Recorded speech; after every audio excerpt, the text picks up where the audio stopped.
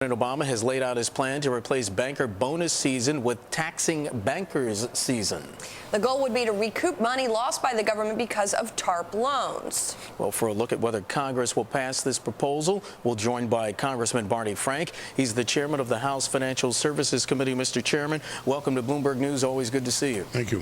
Mr. Chairman, let me begin by asking you about something that the top lobbyist for the U.S. Chamber of Commerce said today. He voiced some concern about this. He wrote a letter to Treasury Secretary Geithner and to Budget Director Peter Orszag saying that the tax, quote, may restrict the liquidity needed by small businesses to fuel job creation and economic growth. I was wondering if we could get your thoughts on that. Well, first of all, I wish it were relevant to talk about these big institutions and small business. Unfortunately, it's been a long time since they have been a major source of funding for small businesses. And indeed, one of the problems we've had is some of these larger institutions have diminished their lending in general. They're generating fees from credit cards, from overdrafts. They're generating fees from financial advice, from engaging in derivatives. Secondly, I didn't see the copy of the letter. I must have missed the letter he wrote to the banks telling them not to give out such big bonuses because there is no economic difference between these very, very large bonuses they're paying cumulatively in the billions and this. So here's the point. If they can afford to make these enormous payments of bonuses, then it's hard to argue that they can't afford to make these kinds of payments. I do want to see more lending. Again, I think part of the problem has been that the larger banks haven't been doing a lot of small business lending. Secondly, yes, we believe that it's compatible with this to also do small business lending. And again, I point out the enormous amounts of bonuses they are paying. The Chamber didn't seem to mind that or seem to think that that was a problem in terms of taking away money that would be available for lending. Well, Congressman, whether small businesses are these banks' clients or not, the banks have said they're going to go ahead and just pass on these fees to their customers. Is there any way that the Congress can prevent them from doing that, or are you going to try? Yes, we already are trying. And by the way, I mentioned small business because that was the quote that I was asked about. I have this habit of trying to respond to what people say to me. And you quoted the Chamber on small business. As to the fees, one of the reasons we passed in the House a Consumer Financial Protection Agency is to limit the abusive fees. Obviously, the banks are entitled to some fees, but when you have gone out and used your credit card under certain terms and incurred certain obligations, and retroactively, without you ever having missed a payment in your life, they raise the interest rates on the purchases you've already made. That's outrageous. And yeah, they made money off it, but our bill says they can't do it, and if we have a Consumer Protection Agency, we'll be able to enforce that better. Similarly with regard to overdrafts. But is there anything to stop them from not raising the rates retroactively, but rather just going forward? No, except competition, which I assume could work. That is, we do say they have to give you 45 days notice before they raise the rates going forward. And if there's any competition left in the world, then that ought to give people a chance to pick and choose. But again, I would say this. We just have seen the payment of very large bonuses. Where was the concern about those being passed along to the consumer? Right. Clearly they are. So they have this option. They could pay fewer bonuses. They could reduce compensation. These people are extremely well compensated.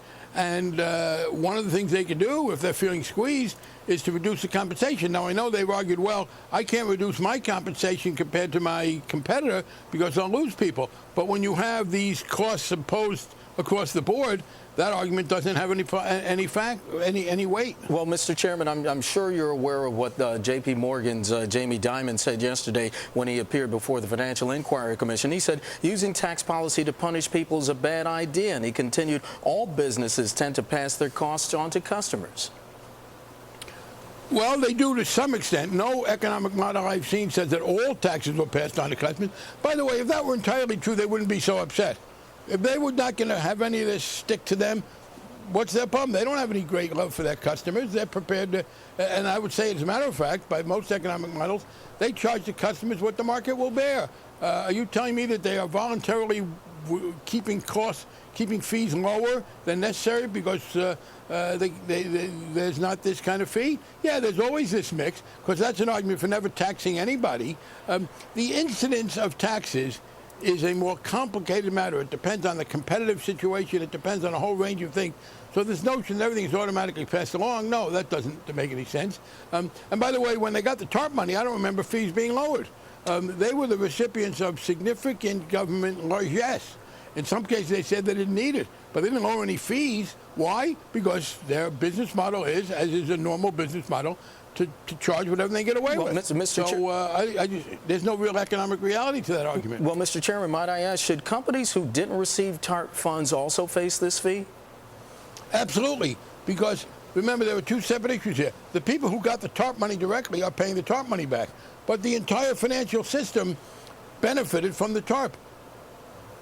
George Bush's two top economic advisors, Henry Paulson and Ben Bernanke, came to the Congress in September 2008 after the Lehman Brothers failure and the AIG potential failure and said, the economic system is now in meltdown. And by the way, it's not a meltdown caused by lightning bolts or meteors. It's an economic meltdown caused by the irresponsible behavior of many in that very financial system, some who got TARP money and some who didn't. And we then said, okay, we are going to put $700 billion of taxpayers' money at risk. We're going to have liquidity facilities being injected by the Federal Reserve. We're going to have an FDIC guarantee. There were enormous responses by the federal government that directly benefited some of the very institutions that had helped cause the problem, although we didn't do it to help them. We did it to help the whole system. What we're saying is now that there is a shortfall from that overall effort, yeah, the whole financial system ought to be participating in paying it back, the larger ones. Congressman, I also want to ask, as we look at this proposal that's been put out by the president, what do you think the actual chances are that it's going to pass not just the House but also the Senate?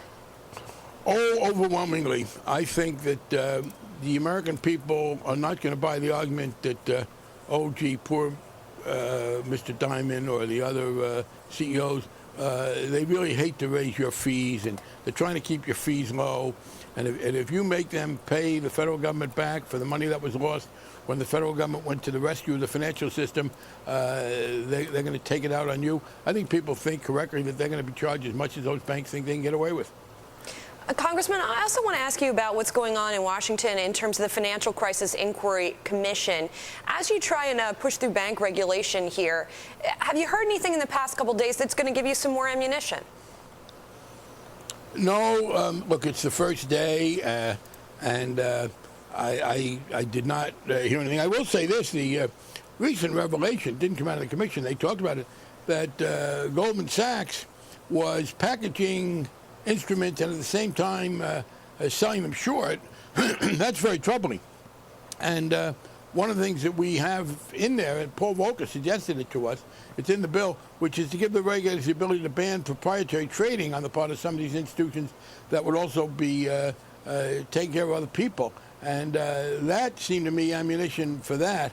But it's a little early to judge what we're getting out of the Financial Inquiry Commission. Mr. Chairman, before we let you go, I wanted to ask you one more question about this fee that was imposed. Should the levy be assessed on Fannie and Freddie? And if not, why not? Oh, because Fannie and Freddie don't have any money to give. I was for assessing Fannie and Freddie, the low-income housing trust fund that we pushed for. We were going to fund that out of Fannie and Freddie. Look, Fannie and Freddie have collapsed. They are now no longer what they were. They are now, in effect, a public utility for trying to keep housing going. One of our jobs will be going forward to totally reorganize housing finance. That's Fannie, that's Freddie, that's the home-owned banks, and then that's also how they interact with the Federal Housing Administration, Ginnie Mae. Going forward, there will be two very different entities. The banks are going to continue to be as they are. You're not going to see in the future, I believe, anything like the old corporate forms of Fannie Mae and Freddie Mac. I think the function of providing liquidity to the secondary mortgage market is one thing. The function of some kind of subsidy for housing of various kinds, both multifamily and single family, that's another thing. So they're going to be sorted out. I was in favor of restrictions on the pay of people at Fannie and Freddie. In fact, earlier this year, last year, the House passed a bill that included specific restrictions, covered Fannie and Freddie on restrictions. Yes. It was unfortunately partisan. My Republican colleagues voted no, and the Senate killed it. But I am for restricting their pay, but they don't have any money to give back. Mr. Chairman, we're going to have to leave it there. Massachusetts Democrat Barney Frank, the chairman of the House Financial Services Committee, joining us from Capitol Hill.